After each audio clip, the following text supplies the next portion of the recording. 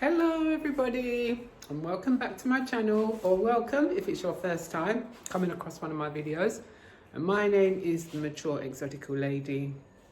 I'm about to go on a walk and talk because I've got to go to the supermarket, and I've got quite a few things to do today. I've got to work, I've got some cases to prepare.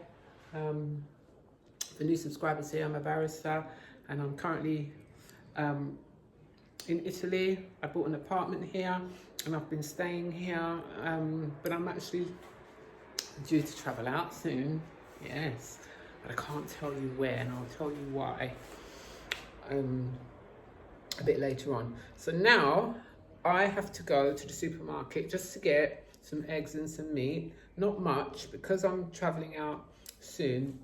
I don't want to have too many things in my fridge, you know, that I can't freeze. So basically, it's just to get food for today. I might get food for tomorrow, or I might just go out tomorrow, because one of the things that, and the reasons why I like to do a walk and talk is because I go to the shops almost daily for exercise, you know, it gets me out. So yeah, let's go. And it is Sunday, and I hope wherever you are, your, you know, morning, afternoon, evening or night is peaceful. Oh gosh, I hope I haven't left my keys. No, I haven't. I only got one set of keys. If I lose them keys, I'm done for. Still can't actually find where I get the keys cut, because I actually need to get the keys cut. I can't actually find where I get them cut. So I'm going down the stairs now, guys. I have to look down so I don't trip over myself, literally. The supermarket where I normally go closes at 1 today. That's the nearest one to me, so I'm actually going to go to one that's further along, because where I am now, it's almost 1 o'clock and it's a Sunday, so I'm in Italy. So very, very religious. So yeah,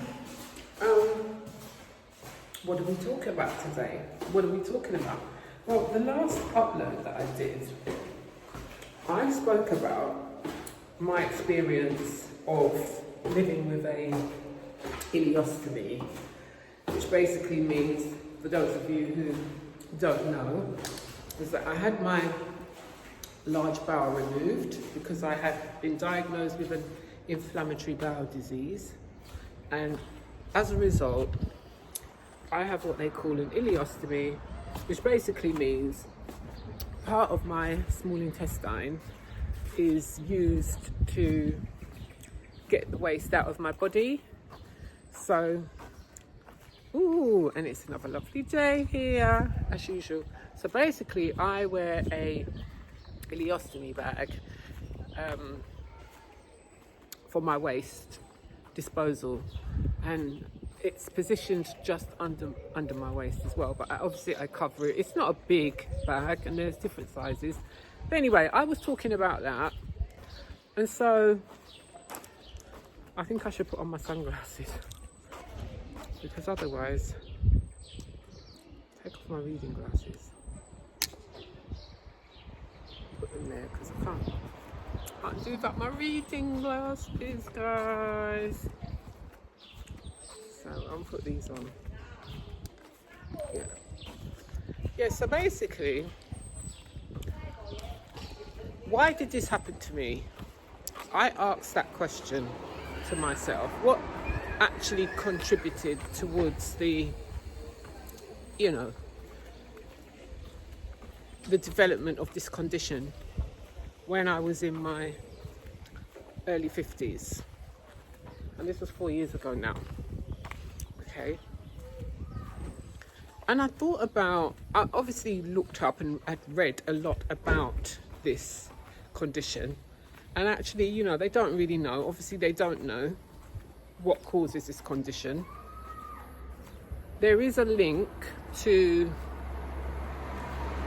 more patients developing an inflammatory bowel disease if you have a relative that suffers with a similar condition, or even another autoimmune condition, because I believe that inflammation, such as inflammatory bowel disease, belongs to the group of autoimmune diseases, you know. But don't, you know, I'm not a medical advisor. I'm a lawyer. I'm not a doctor. This is just from my own research, and talking to the doctors when I had this serious crisis back in 2020, you know. So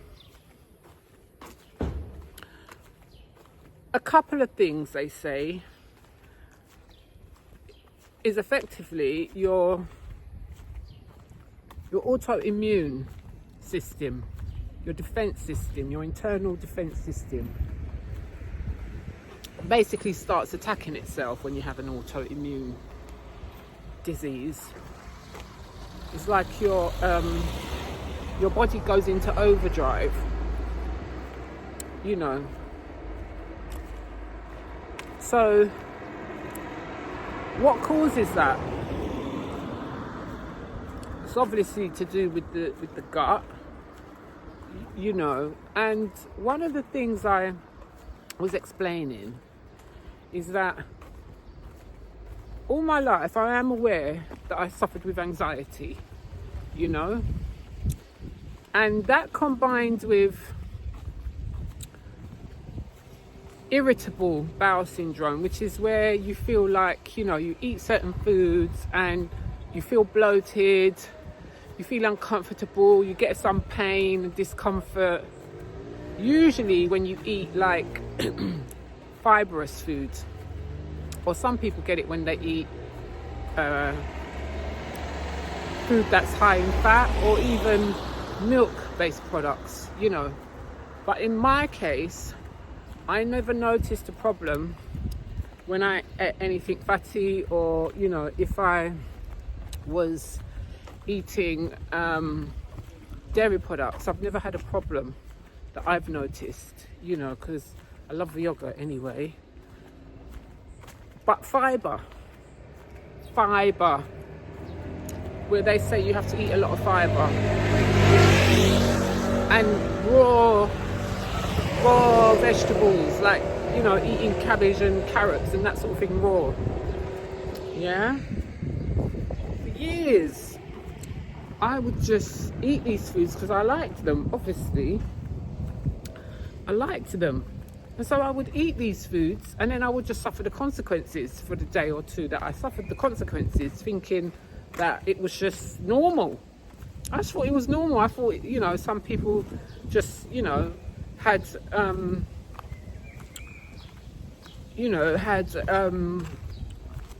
sensitive stomach to certain foods, and that most of us had it, and it was just, as I say, normal. I didn't think that it meant, actually, no, you shouldn't eat this food because it could be doing damage to you internally. I didn't think like that, you know. And I had periods, especially after I had my youngest daughter, right? I've got 4 children and I had 2 miscarriages. But after I had my last daughter, when I eventually started losing the weight, because it took me a lot longer after her, because she was, you know, I was in my 30s then. And that's when I kind of went crazy with this sort of over the top high vegetables and fruits diet, literally, you know. I cut out a lot of starchy carbs, and I was just eating like fruit and vegetables. I would eat a lot of fibre. I would go to Holland and Barrett and actually buy, you know, fibre, literally buy fibre, wheat fibre, add it to my porridge, you know, add it to my yogurt. I was going crazy with it, you know. And thing is, when you eat a lot of fibre, you've got to drink a lot of water as well. So I was drinking a lot of water, but I wasn't always drinking a lot of water, because I actually am not very good at drinking a lot of water if I'm not hot, if I'm not in a hot environment, which is another reason why I like to be in a hot environment, because I know that it's going to make me drink more water, because I would literally forget to drink water, you know. But anyway, so I would eat like that,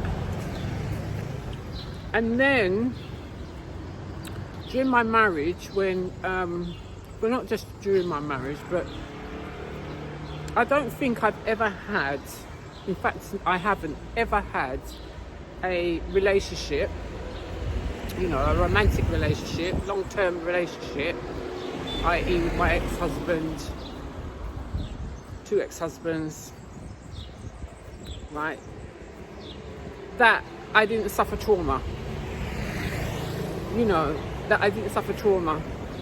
And in fact, my whole childhood growing up was trauma when I think about it, you know. My family circumstances were traumatic. And I think that's one of the things we know. We know there's a lot of research out there, and this I can speak to because before I became a barrister, I was actually a social worker in the UK, and I qualified in social work and I practiced in social work. Became a manager in a child protection team. I became what they call an approved social worker, and I did all this before I went to practice at the bar. And so I worked with, apart from obviously the training at university, I had experience of working with a lot of families whose whole reason why the local authority became involved was because of trauma and the effects of that trauma on the family and the children, or the person who became mentally unwell, you know. So I am fully aware, and I know quite a lot about this subject. And trauma has a terrible impact on your immune system through stress, right? It creates stress that you don't even know about, because, you know, you're not sort of living daily thinking about, oh, you know, I'm suffering trauma. A lot of people don't know that they're actually living with trauma upon trauma upon trauma, and as they go through life, they're just literally gathering traumas, you know, and these traumas are piling up, and all the while this is having a potential negative effect on your health. That's going to come back to bite a lot of people once you get to your middle years, okay? Especially if we add lifestyle to it, like I say, diet, you know, smoking, drinking, all right? And sorry, I'm chewing gum, and you may have noticed I'm always chewing gum. I actually like chewing gum, and the reason I chew this particular gum anyway is it's got vitamins in it, so it's part of my, it's got certain vitamins in it, so I chew my gum every day to get my vitamins, get my vitamins out of it, you know. So anyway, and so I did think about my life, and I thought about how traumatic my life had been, you know, from when I was literally born, through all my relationships, because again, I do believe that, you know, who we subconsciously pick as partners, or we accept as partners, has a lot to do with our experiences when we were growing up, you know, that familiarity that we're not even, again, it's not something you're always conscious of, you know, subconsciously you your senses pick up on certain certain other emotions coming from that other person. Chemistry, you could call it, connection. You're connecting to other people based on a feeling of familiarity, even though you may never have met them before. It's just everything about them. It could be their smell, the way they look, their behavior, the way they dress, all these different aspects to another person has an impact on us that makes us feel more or less attracted to another individual, and it all goes back to our own experience in life and what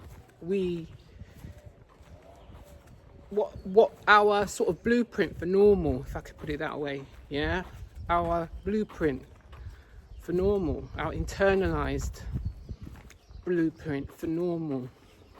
So in my own case, I can't complain, and I'm grateful and I'm thankful to God, okay, because I have been, despite the odds, successful in my own way as an individual, not in the best of relationships, but still had 4 children, and because those relationships weren't supportive and productive in the way they should have been, even when I was living with my ex-partners, I was more or less doing everything, I was just really doing everything with very little support, and still managed to keep a decent career going, I suppose. And a lot of that was really out of necessity, because one thing I didn't want, which I couldn't avoid entirely, completely, but I didn't want my children to have to suffer at least material hardship because of decisions or choices I'd made, rightly or wrongly, when I was younger, So because of that, I had always kind of been driven to want to earn enough money, at least, to be able to make sure that my children wouldn't be further stigmatized.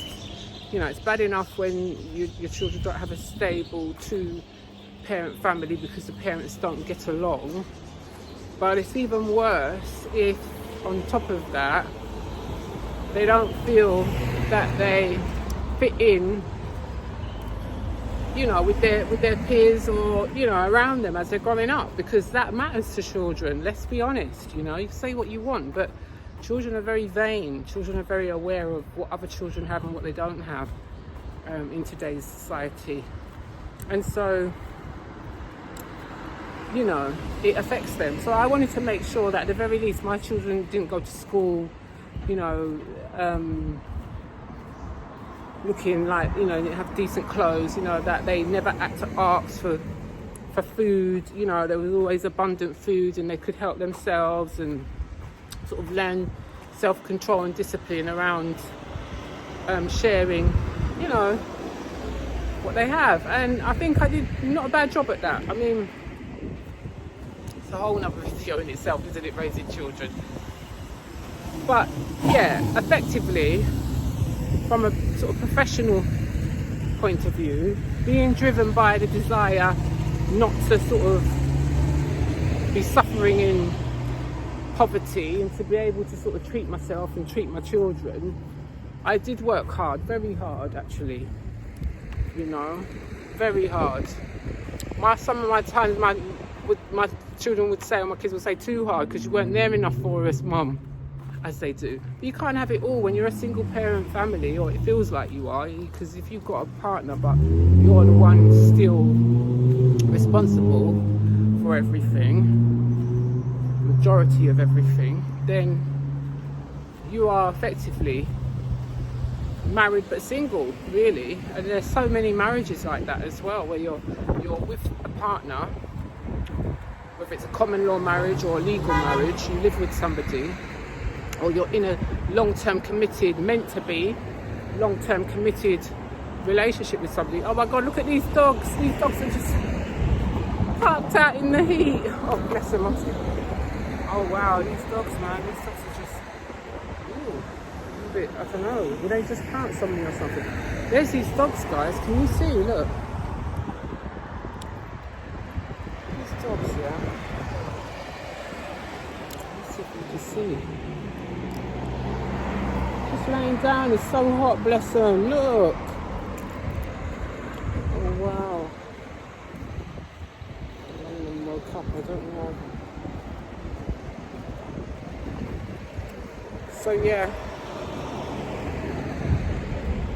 yeah, always worked hard, and that's one of the reasons why I went to university quite a few times, and I would apply for scholarships. You know, I would do everything I could to get the money to pay for these expensive elite courses, because I didn't have the money. You know, I would have to work as well, you know, when I was studying to get my degree, my first degree, and all the qualifications, degrees I have, I would have to work because I had my children young, you know. I had my children young. So I was a young mother. So all this is trauma. And you're just living your life not realizing that it's just one more experience that happens, or that could happen in your life, that is the tipping point for your body before it says, okay, we've been doing this now for years, ever since you were a child, and now I'm at my weakest point, and that's it. You find yourself suddenly become unwell with an illness, a disease that there's no cure, like in my case the inflammatory bowel disease, you know. So trauma. So I strongly believe that all those experiences, all those relationships that I shouldn't have stayed in, but I stayed in because of my own, you know, my own anxiety about leaving. Because if I'm honest, I've never actually left a relationship. What's happened in all my relationships, I don't go back because I wouldn't leave because I would think that was the wrong thing to do. But I needed this person even though they weren't doing anything for me, literally. It's just this unconscious bonding, trauma bonding that takes place, and you can't really know the effect it has on you until you're actually in it. And I would bet that I'm not the only one, but a lot of people, and I include obviously myself in this, you don't leave these relationships. What happens is these people leave you in one way or another, and you, just like me, I am the sort of person, if you leave me, I'm not coming back. I'm not running after you. I've got that much self-respect, you know, because you weren't even treating me right anyway. And so why am I chasing you? No, it doesn't work like that. I will absolutely move on eventually after suffering a lot more trauma to overcome the feeling of abandonment. You have feelings of, especially in a romantic relationship where you really love the person and you felt, you know, you thought you loved the person, but you're really trauma bonded, right? You do, you know, you will stay in these relationships for years. Like I did. I've had 3 long-term relationships, you know, in my life, you know, decade or more, each one. And from when I was 17, literally, and so I had my 16, I had my first child at 16, just before my 17th birthday, you know, and by the time I was 22, I had 3 of my children. And I was with that partner until I was 28, from that young age, and it was all trauma, just traumatic. It was one of the worst. You know, they talk about narcissism, okay?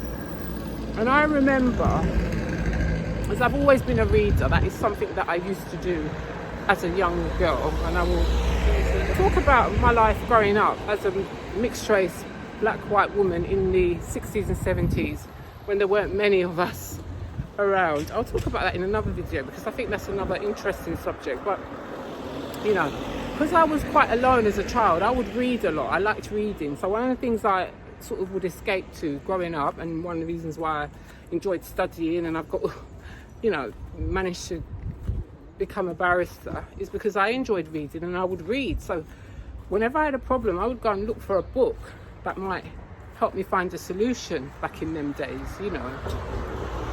This was obviously before we had internet and you could go on the internet and find answers. So, you know, I would go and I would read, and I remember reading, getting quite deep into the issues of sociology and why humans behave the way they do, because I was trying to find answers to my own relationship problem with this man who I just couldn't figure out. There's something wrong with him. He's not normal. But I am not normal either for being in this. But he was horrible. He's still like that now. You know, it's a whole nother story. But yeah, he's not a nice person. And I mean, he probably does have narcissistic personality disorder, actually. Absolutely, I would say. And when I say narcissistic personality disorder, I mean the actual disorder, not just narcissistic traits, because there is a difference, right? It's very rare, but people do have the full disorder, and I think he's actually one of those people. And I'm at Spa now, guys, so that's why I've kind of stopped, because I'm going to be going into the supermarket just to get my meat, my eggs, half a dozen eggs, and probably a yogurt or two. So I'll finish the video when I've come back out. Yeah, I finished now, guys. I've got my food for today. So back to what I was saying. So yes, trauma that we don't realize we are literally stacking up over the years, combined with ignoring signs about our dietary tolerance, about tolerance to food, can cause autoimmune diseases, literally. And I truly believe that, and I for sure believe that's what happened in my case, more than anything to do with this being directly genetic related. Because I do believe, and again, this is my own theory, okay, I haven't got any sort of science on this, but just sort of thinking about this, having read, as I say, you know, reading different information, I do think that some people are more predisposed to getting certain autoimmune diseases if, you know, there is a history in their family. And like in my case, as I said in one of my earlier videos when I was talking about being diagnosed with the ulcerative colitis, which is what led to me having my large colon removed, that I was aware that my grandmother on my mother's side had some issue with her bowel, you know, or definitely she passed away in her late 50s from a bowel related condition. But I had always thought it was cancer, but I could be wrong. I mean, I was 4 at the time. I remember I was about 4 or 5 at the time when this happened. And it might well be that it was actually an inflammatory bowel disease that in them days wasn't very well treated, you know, managed in the way that this disease is now. You know, there's a lot more information now. People can be diagnosed much sooner. Medication has advanced to help people to cope, manage the symptoms. And also, if she did have an inflammatory bowel disease, then I don't know what type it would have been. So you could say that in my case, I was more at a higher risk of developing an autoimmune disease that involved the bowel. However, because this didn't happen to me until I was in my 50s, and it didn't happen to me when I was younger, that's why in my case, I do believe that it was trauma that led to that higher risk deciding to come into play. You know, I believe that even if I was at higher risk, if I hadn't, you know, ignored certain dietary signs about fibre, for example, that was clearly not a food I could tolerate very well, particularly non-soluble fibre was the biggest problem, I believe, right? So wheat, I love bread. I mean, I love bread. Crusty bread, but I've never really liked fresh bread, mind you. I like bread when it's kind of stale, and I like whole wheat bread, you know. But I'm a carb person. I mean, if you leave me to life uncontrolled, I'm a carbohydrate addict for life, and I have to really be careful, and I'm conscious, you know. And I do have moments when I'm just weak, but now, even when I have those weak moments, I won't go for like the high fibre variety of carbohydrates that I used to, which they say is healthier, because it's not healthier for me. It might be for someone else, but it's not healthier for me. Also, I dabbled with bouts of being vegan and all that, and honestly, the worst thing I could have done, I felt terrible. You know, I was very slim, but I didn't feel right. My body just felt really stiff. You know, I don't know. Maybe I wasn't eating, because also with these high fibre diets, they say low fat. That is a killer. I do believe low fat. I don't believe in low fat diets. I think low fat diets are not healthy at all. I think your body needs a certain amount of fat to function and function well. And I think as you get older, okay, in fact, I believe you have to add more healthy fat to your diet. And when I say healthy fat, I don't mean processed vegetable fats. In my case, now, I eat strictly fat that comes from meat. Sorry for any vegans or vegetarians out there, but this is what I do. It works for me. And butter. You know, occasionally if it can't be avoided and I eat meat outside, which I don't do often, and obviously they might cook it in some other oil, and I don't know about that, but I purposely do not go and buy processed vegetable oils of any type, including olive oil, which is supposed to be healthy and all this, or coconut oil. I do not do that, okay, because in my opinion, those oils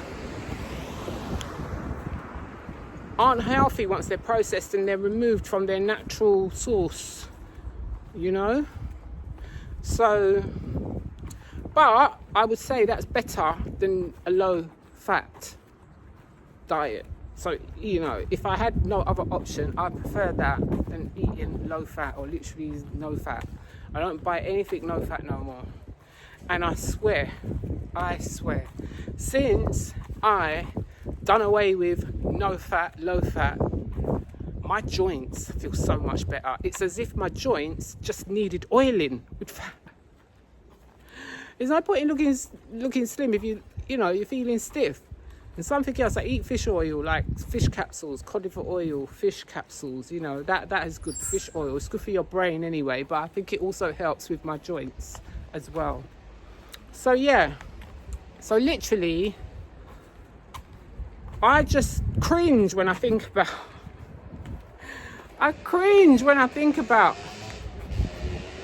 how this has affected me, because I do think that it's my own fault. It's my own fault in the sense that I didn't pay attention to my diet, in that I would just eat things that I like, even if it was aching my stomach. And actually, it's not actually your stomach it's aching, it's actually your intestines that is going crazy in there, trying to process what you're eating. That's that pain, you know. It's your small intestine trying to break it down and struggling big time. when you experience that pain, although it feels like it's in your stomach, right? It's in your intestines that is all happening. Literally. The poor intestine. Oh.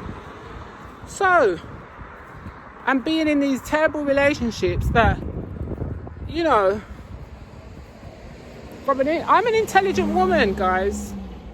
I'm an intelligent woman. I'm a barrister and I win cases, you know. I win a lot of cases and I settle cases that I think are weak so that my clients are, you know, going to suffer the least amount of damage possible in a weak case, okay?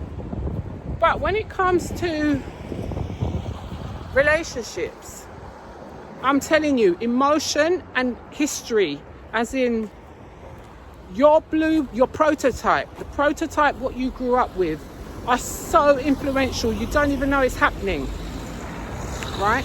And I'm going to talk about this in another video because people would have you believe, oh, go to therapy.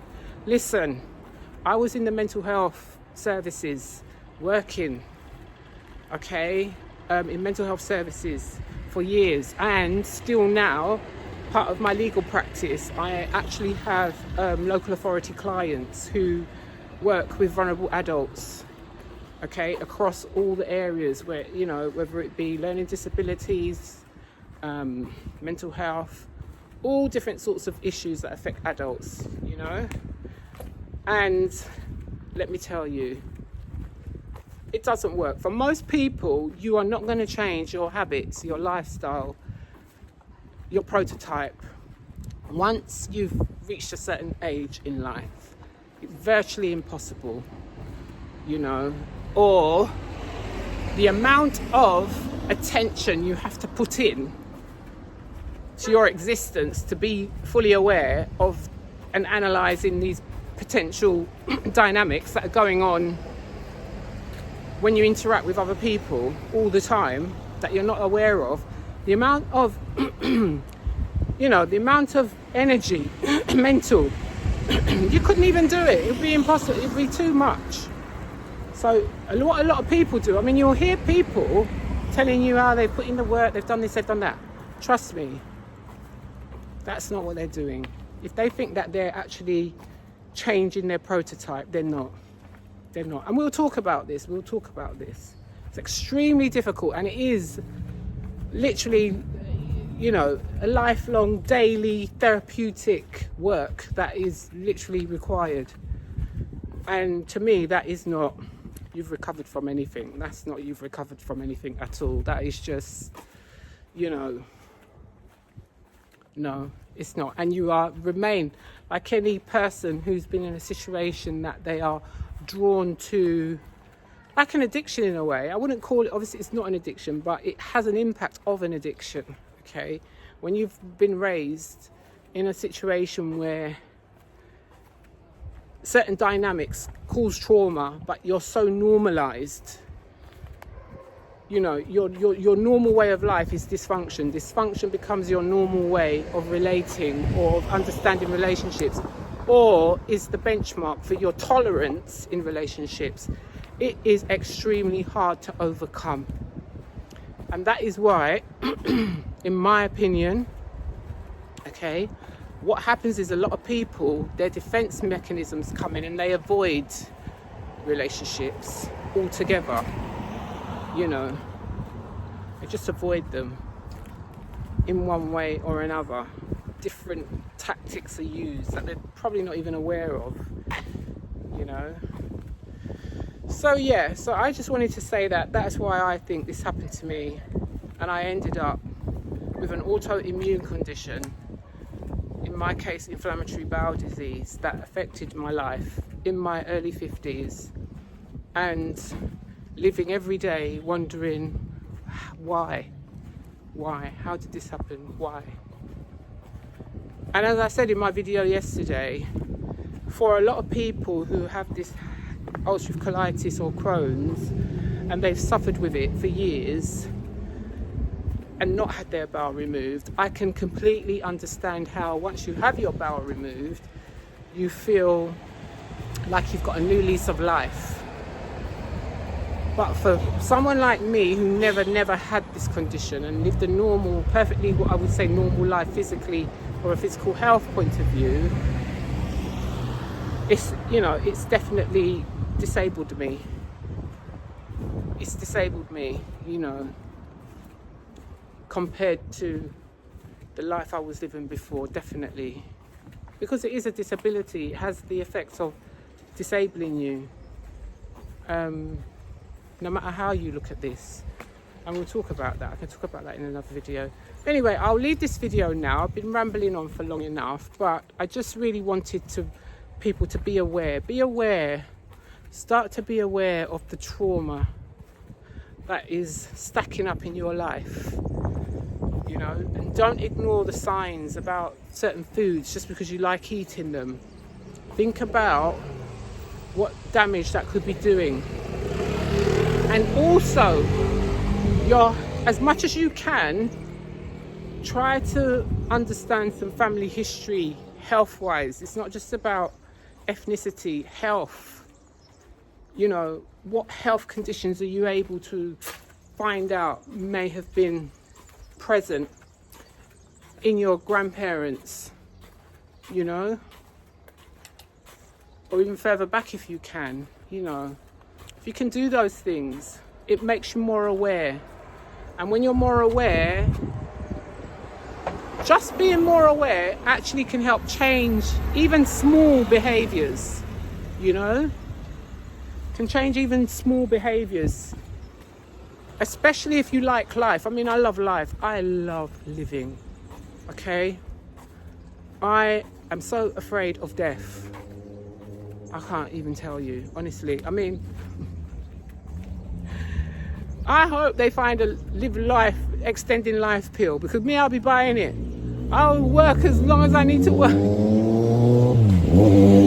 I'll find that money.